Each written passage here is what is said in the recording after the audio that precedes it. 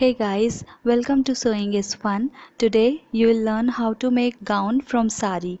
It's an Indian culture to give saris as a gift in many religious functions. This idea came out to me as many times I received a sari from my relatives which is not at all of my choice, so I am compelled to transfer it immediately to some other relatives in their functions. But guess what? I just lose one sari. So I thought to make it such that at least I can wear it in any occasions. So this is the sari with this border attached. I removed this cause the color combination was not at all matching with the blouse, and here is the tutorial I am sharing with you guys cause I know some of you also face such things in the life. For this project I'll be using this green chiffon sari. This I'll be using for making the skirt, and for the top part I will use this red color fabric. This is the cotton one, comes with the sari for the making of blouse. This is around 1 meter, and on top of this I'll place this net fabric. This is the glittery one, you can see. This is also around 1 meter, and I'll use this lace. This is to give a belt look in my dress, so I'll use this lace. You can use or you can exclude this, it's totally optional. And for the top part I'll use this lining. This is leftover piece, so I'm using this color, but you can use the matching one if your fabric is transy. Okay, now let's start with the drafting of my top. So the total length of my top is 14 inches, and I'll add 2 inches for seam allowances. So total I'm taking 16 inches long here, and I'll mark the shoulder first. So from here mine is 15 inches, so half of 15 is 7.5, so I'll mark 7.5 here. And then my armhole is 14 inches, half of 14 is 7, so I'll mark 7 inch here, and join these 2 points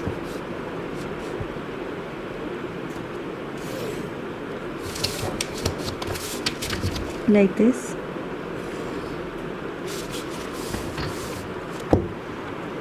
And now from this point I'll go 1 inch inside and make a straight line.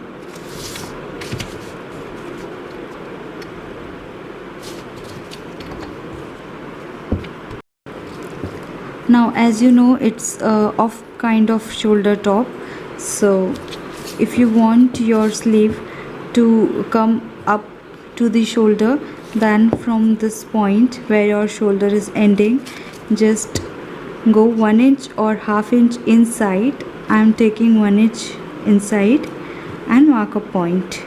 And if you don't want this, you can just mark from here, and from the upside just go 1.5 inch down and join these 2 points. You can broaden this according to your taste. Like if you want a thin strip, you can just take 2.5. I want a little broader, so I'm taking 3 inches here. And now join these 2 points like this. Okay, now you need to join this point with this point by connecting this line too. So just include this line and make a curve in this way.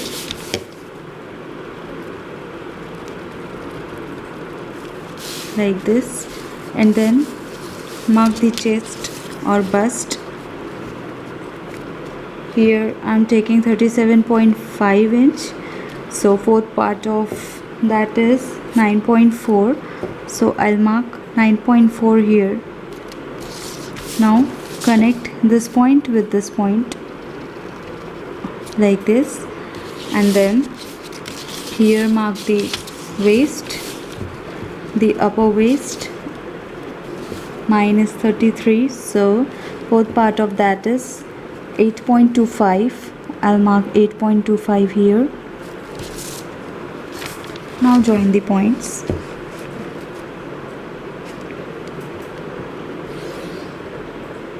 This pattern is easy, but you just need to concentrate a bit more.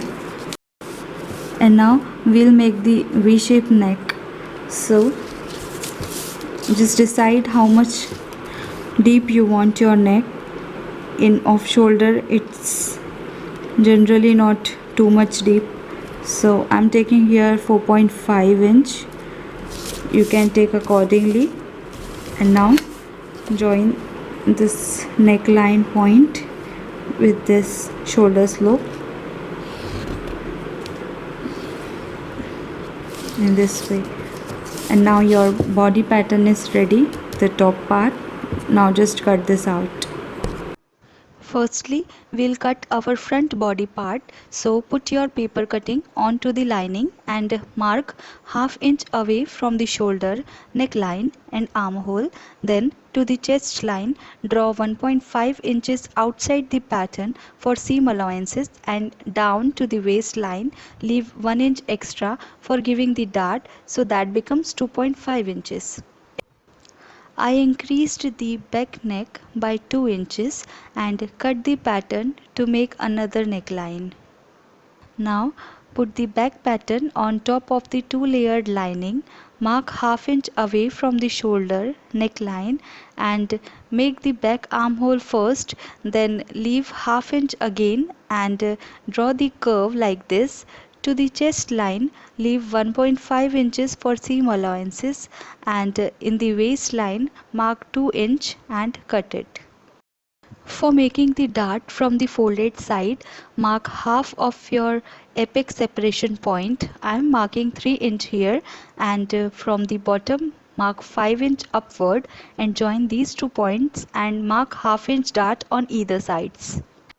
Now put the front part of the lining to the main fabric and cut it. Also put the back part of the lining onto the main fabric and cut it out. Now trace and stitch the dart on the main fabric as well as to the lining. So now after giving darts on our basic main fabric and the lining, here you can see it, I will drape the net fabric on top of this by giving a ruched look. So for that we will take 2 pieces of the net fabric. So first fabric's length should be the maximum length. Just calculate from the middle of the shoulder from this corner, which our top is ending. Here you can see I'm getting it 24 inches. See here. So the total length of my first piece should be 24 inches and the width should be whatever width you have in your 1 meter fabric. Like I'm having 40 inches, so I'm taking that. If you have more, then it's well enough. Then the second piece length should be from here, the middle of your shoulder, till the midpoint of this, so it's coming around 12 inches. So just take 12 inches here, that's more than enough. So we'll drape it from here and width should be the same in both the pieces. So let's cut this out.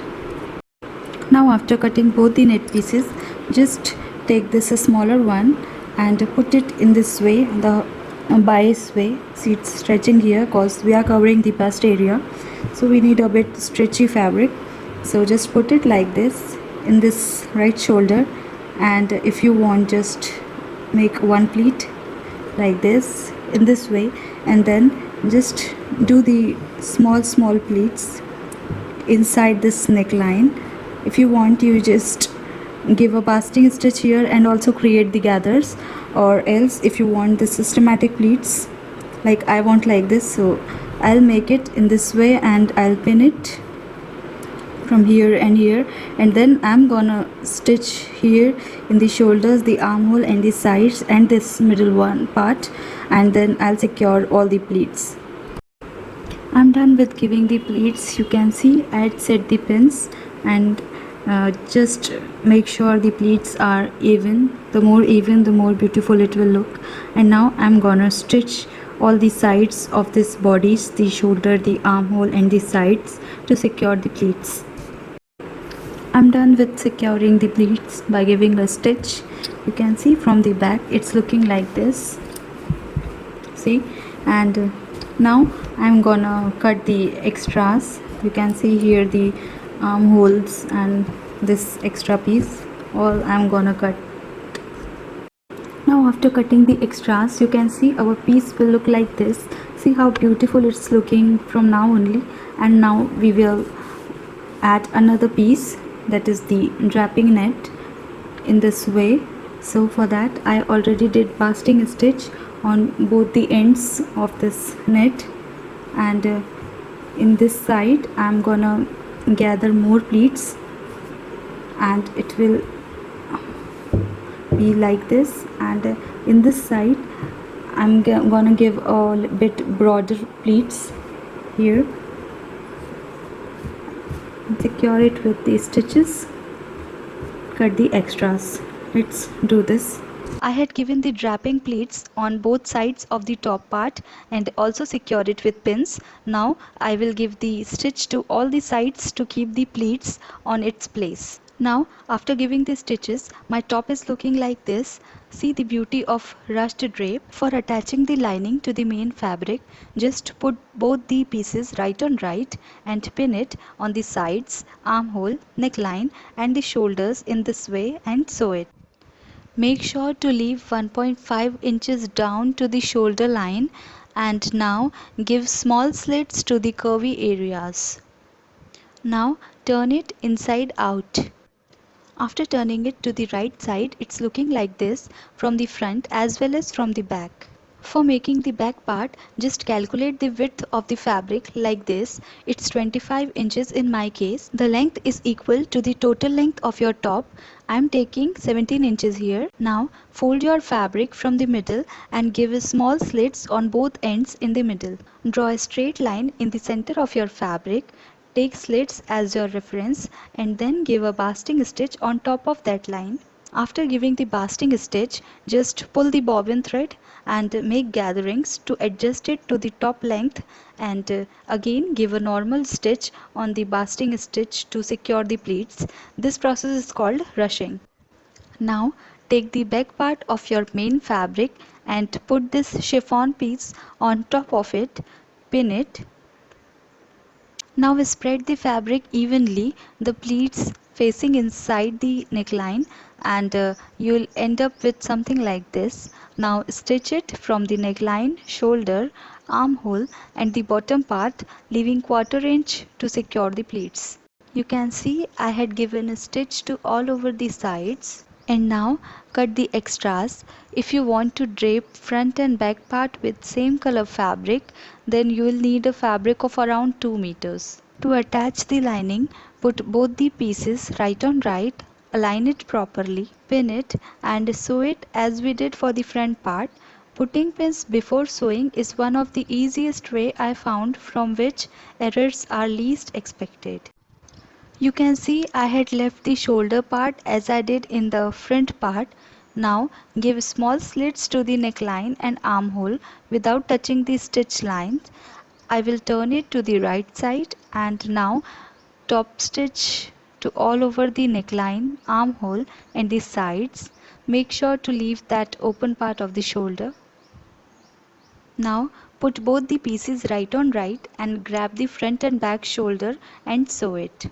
Now after giving the stitch, just turn the lining on right sides together and sew it. After stitching both the shoulders separately, just turn it inside out like this, and now you can see from the back as well as from the front the finishing of your garment. Now we need to close the sides of the shoulder what we had left before. So turn it to the wrong side in this way and sew it from both the sides. Make sure not to mess with the fabric in between the shoulders. Stitching is done. Now turn your fabric to the right side, align it properly. Now we will close the sides after marking the body measurements. After closing the sides, our top part is ready now. See, from the front and the back side, it came out so pretty. Now let's concentrate on the drafting of our skirt. Suppose this is our 2.5 meters of fabric. Fold it from the middle, and now from the folded side take one corner and join it to the other side like this. Now from this side mark fourth part of your waist measurement, adding 2 inches for seam allowances. Now from here mark your desired length plus 1 inch for stitching purpose. I am taking here 40 inches. Now draw the curve by joining these points. Now cut on the markings. After opening, it will look like this. Now separate the two pieces. For making the zigzag layer skirt, fold your fabric in the same manner as we did it before and mark the waist points. Now from here mark the length of your skirt. I want 28 inches long, so I am marking 28 inches on either sides. Now take the center point and mark 32 inches down. You can increase it accordingly. Now join all the 3 points with a bit of curve and your pattern should look like this. Now cut it out, after which it will look like this. Now separate the two pieces. The zigzag pattern must be shorter than the circular one, then only you will get the designer look. I separated my sari into two pieces, 2.5 meters of each. In one of my piece, I marked the waist and length measurement for the circular skirt pattern, and on another piece I marked the zigzag pattern measurements. As you can see, I got the center point, extended it till 32 inches and joined the points with a bit of curve. Now after cutting, it's looking like this. For making the back part of your skirt, just put the wrong side of zigzag skirt over that, put wrong side of circular skirt, align the waistline properly and sew it. For making the front part of your skirt, just put the right side of your circular skirt over which put right side of your zigzag skirt, pin it and sew it all over the waistline. After joining, just hem all the raw edges of both the skirt pieces. Now after hemming, join both pieces by giving a stitch on both the sides. After joining the sides, just put both the front and back part of your skirt facing right sides together and give a stitch to close the sides. Here you can also attach pockets to keep your keychains, etc. After joining the sides, just turn your skirt to the right side and now we will attach our top part on it. So just turn your top to the wrong side and grab the waistline of your skirt and put it inside the top like this to match it with the waist of your top. Now align the sides of your top with the sides of your skirt, pin it and sew all over the waistline to attach both the parts. I'm done with attaching the skirt to my top part and now I will embellish my gown with this beautiful lace. My lace is 3 inches wide, so I will put half of my lace on the top part and set it by pins.